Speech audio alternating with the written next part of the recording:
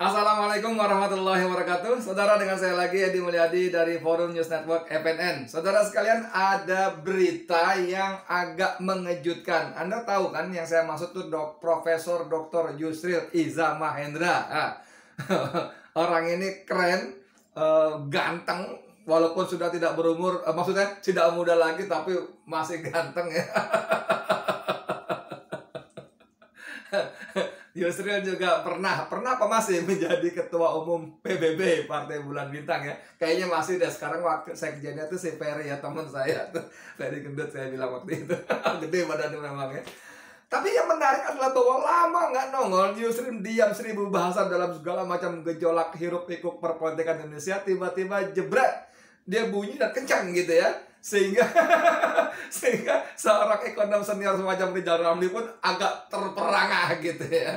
Bayangkan, tiba-tiba Yusril berkata bahwa kebijakan menangani pandemi COVID-19 yang berubah-ubah oleh Presiden Jokowi itu salah-salah, di kalimat ini, salah-salah bisa menjadi genosida. Wih, ngeri nggak loh? Ngeri nggak? Genosida tahu kan? Genosida, pemusnahan massal etnis. Ngeri nggak? Pemusnahan etnis massal secara massal itu genosida. Ngeri nggak seorang Yusril Iza Mahendra, bro? Kita tahu, mohon maaf ya Bang Yusril ya, mohon maaf banget, banyak kalangan berpendapat abang menghancurkan PBB abang. Nih mohon maaf nih, karena abang mendukung Jokowi pada Pilpres yang kemarin. Tapi ternyata abang nggak dapat apa-apa, PBB juga nggak masuk dalam apa sih namanya, nggak bisa ikut pemilu karena apalah macam-macam dan sebagainya. Aduh, ya wes lah gitu.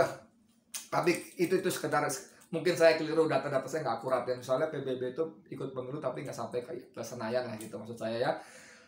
Nah ini tiba-tiba justru ngomong seperti itu. Bahkan seorang Rizal Ramli yang memang terkenal sangat kritis gitu ya, pasang badan terhadap kekuasaan pun, menghadapi kekuasaan pun terperangah. Tiba-tiba sampai kritik kebijakan Jokowi, Yusril dipuji Rizal Ramli. Lama ngilang, nongol, langsung mau nendang penalti. Anda tahu? Iya, kritik kebijakan Jokowi, Yusril dipuji Rizal Ramli. Lama ngilang, nongol, langsung mau nendang penalti. Anda tahu penalti kan? Penalti itu hanya penendangnya lawan kipernya dalam jarak 12 meter ya kalau nggak salah ya. Bus sendiri. Itu luar biasa sekali. Kenapa? Saya bacain aja ya. Ekonom senior Rizal Ramli memuji pakar hukum tata negara Yusril Iza Mahendra yang mengkritik kebijakan pemerintah Joko Widodo dalam penanganan pandemi COVID-19. Oke? Wow, katanya. Asesmen Yusril ini serius, katanya melalui akun Twitter Rizal Ramli pada 1 Agustus 2021 kemarin. Tadi saya ke bank, tanggal 2, bank belum buka, tanggal 3 baru buka. Saya pikir malu pengangguran, jadi nggak tahu tanggal, nggak tahu hari ya. Tahu ya, kemarin habis Ahad, Senin buka gitu ya. Tanggal 2, kemarin tanggal 1 ya. Sudah lama ngilang begitu nongol, Yusril langsung mau nendang penalti, tambah Rizal Ramli. Sebelumnya, Yusril Iza Mahendra memberi pandangan soal mengapa tingkat penurunan COVID-19 belum turun. Ia menilai bahwa salah satu faktor yang membuat pandemi belum membaik adalah kebijakan yang berubah-ubah. Kebijakan yang berubah-ubah menurut Yusril, membuat pandemi COVID belum juga menurun seperti yang diharapkan. Seperti diketahui, kebijakan pemerintah Jokowi berkali-kali mengalami pergantian dengan istilah yang berbeda-beda. Dari PSBB, PPKM darurat, ada PPKM mikro, ada PPKM, lalu ada level 3, 4 dan sebagainya. Rizal Ramli kan mengkritik, sejak kapan menangani masalah dengan menggonta-ganti istilah? Ini si abang kita yang satu ini, aduh bang, ampun. Saya ngebayangin pihak istana nih pikir ini Rizal Ramli kita apain baiknya ya, bunyi tiap hari nyerang dulu kita nih. Sampai ada seorang menteri, seorang pejabat tinggi mengirim pesan kepada Rizal Ramli. Rizal Ramli penuh kebencian, nafsu syahwat politiknya tak kunjung padam. Bayangkan seorang pejabat tinggi yang saya tahu, saya sebutnya menteri lah ya, itu bisa-bisanya memberikan apa sih pesan kepada Rizal Ramli bahwa orang seperti Rizal Ramli itu penuh kebencian, sahabat politiknya suruh dipadamkan dulu di tengah situasi seperti ini. Bayangkan kritik, masukan, solusi yang ditawarkan disebut penuh kebencian. Ya wes lah, kita nggak bahas itu ya, kita bahas Yusril Iza Mahendra.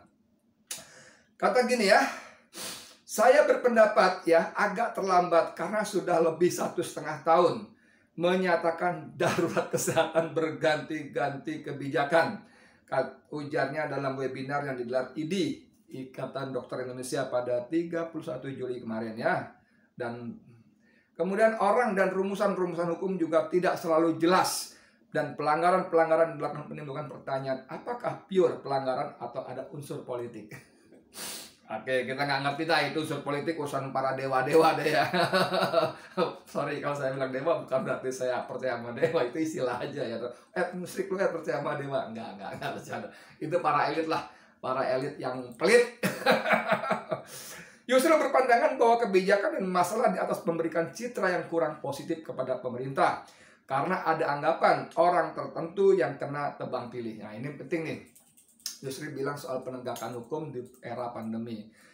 Sebut saja paling gampang bagaimana kerumunannya Habib Rizik melahirkan penahanan, penjara, pengadilan, ditahan, dipenjara, diadili, dan divonis. Kan? Habib Rizik kemarin belum lama ketua PCNU mana bikin gelar nikahan di setengah pandemi yang lagi seru ini, cuma denda 10 juta, selesai, wassalam. Dan ternyata yang namanya profesor malaikat menjadi iblis bermasuk ke dalam sistem itu tidak bisa ngomong. Kenapa beda perlakuan, yang ini kena denda penjara segala macam, yang ini cuma 10 tahun selesai. Mas Mahfud MD, Cak Mahfud, Ripon Cak, cep lakep ya. Yusril menilai bahwa pemerintah harus menemukan rumusan yang tepat dalam penanganan COVID-19 termasuk soal landasan hukum. Ia mengingatkan bahwa jika pemerintah salah langkah, maka korban COVID-19 akan terus bisa berjatuhan. Nggak ada yang menjamin kesehatan kita sekarang. Salah kebijakan bisa mati massal. Dan kalau mati massal, itu genosida dan juga karena pembunuhan. 88.000 Bang Yusril. Jumlah yang mati di Indonesia karena COVID ini lebih dari 88.000. Dan ini kalau menurut versi Bang Yusril kita gotak-gatik-gatokan, ini menunjukkan terjadi karena salah penanganan. Nah, ya kan? Analis politik Khairul Anam dari itu tuh mengatakan bahwa ini bukti bahwa pemerintah tidak mampu mengatasi COVID. Dan harusnya lempar anduk, menyerah, mengundurkan diri secara baik-baik. Mundur jauh lebih terhormat daripada dimundurkan. Khairul Anam ini kalau menurut saya sepertinya suka halu. Gimana cara memundurkan Jokowi? Kecuali dia bawa mobil, parkir, mundur. Nah, itu baru bisa. Kalau jadi penguasa presiden di era Jokowi, gimana mau memundurkan? Orang baru usul aja disebut penuh kebencian.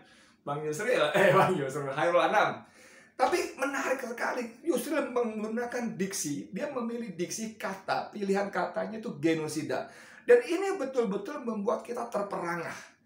Kita tahu bahwa korban begitu besar yang di awal-awal COVID itu si Luhut Binsar Panjaitan ngomong, oh korbannya belum 500, ingat? Anda bisa googling. Sekarang sudah 88.000 yang meninggal dengan jumlah meninggal satu hari lebih dari 1.000 setiap hari. Anda bisa bayangkan nggak? Itu salah penanganan, dan itu antara lain karena tidak fokus, tidak serius, hanya sibuk menggonta-ganti istilah untuk menghindari istilah karantina wilayah atau lockdown. Dan Yusril menggunakan kata genosida. Itu belum pernah terucap dari mulut siapapun pengkritik kebijakan Jokowi terhadap pandemi. Bahkan untuk orang seperti Rizal Ramli sekalipun belum pernah mengucapkan ini genosida, belum pernah. Yusril yang kata di dalam lama ngilang, tiba-tiba nongol mau langsung tendang penalti. Genosida bos, coba deh pikirkan deh. 88.000 loh. 88.000 meninggal. Belum lagi di luar genosida. Waduh, tadi saya baca berita bagaimana banyak daerah sudah mengibarkan bendera putih. Para pedagangnya di Cirebon, di Bandung, di Jawa Timur, udah bendera putih semua menyerah. Buruh, pengusaha, pengusaha pertokoan, kafe, restoran, bahkan pemilik mal, semuanya menyerah kibar bendera putih. Dan yang tetap menarik luar biasa dan membuat terpengaruh genosida. Anda boleh cek ke Kamus Umum Bahasa Indonesia, KUBI Kamus Umum Bahasa Indonesia, ya, atau KBBI Kamus Besar Bahasa Indonesia. Ada juga itu genosida. Saya nggak tahu apakah Yusril sedang apa tiba-tiba kata orang Jawa itu mak jegirat gitu ya, mak jegirat melenting gitu, kaget gitu, genosida gitu, atau wah ini bisa genosida. Tapi menurut saya sebagai seorang pakar hukum, apalagi hukum tata negara, Yusril tidak asal bunyi. Saya yakin Yusril tidak asal bunyi, dia seorang pakar hukum tata negara, bahkan termasuk yang pertama-tama, yang generasi pertama lah. Sekarang banyak, ada Refli Harun, ada Margarito Kamis, ada Iman Putra Sidin, segala macam. Tapi dibanding mereka, mohon maaf, saya harus katakan bahwa Yusril lebih awal. Lebih awal ya. Walaupun juga sebelum Yusril banyak juga yang lebih senior. Tapi dia mengatakan genosida, bos. Please, pahami deh. Please deh. Mas Jokowi, please. Saya mohon dengan sangat sungguh-sungguh, tolong perhatikan kalimat Yusril. Yusril Iza Mahendra. Genosida. Mungkin terlalu berlebihan, mungkin ya. Mungkin terasa berlebihan, apalagi kalau kita bilang Opung Luhut ini gimana? Yusril tahu apa dia? Barangkali gitu kan. Luhut gitu loh. Tapi please deh, ini sebuah warning yang bukan mustahil bisa menjadi kenyataan. Sebuah warning, peringatan yang bukan mustahil kalau kita abai, kalau pemerintah tetap dalam situasi seperti ini. Angka 88.000 bisa terus bertambah. Dan itu genosida. Ngeri nggak? Saya nggak ngerti soal beginian. Ilmu saya sama sekali nggak ada kaitannya. Orang saya juga cuman kulit-kulitnya aja kan gitu kan. Nggak ngerti. Tapi ucapan Yusril genosida ini benar-benar menyentak saya. Wah, apa iya ya? Masa begitu ya? Tapi begitu saya rangkai-rangkai, masuk akal juga. Apalagi seorang Yusril loh yang ngomong loh.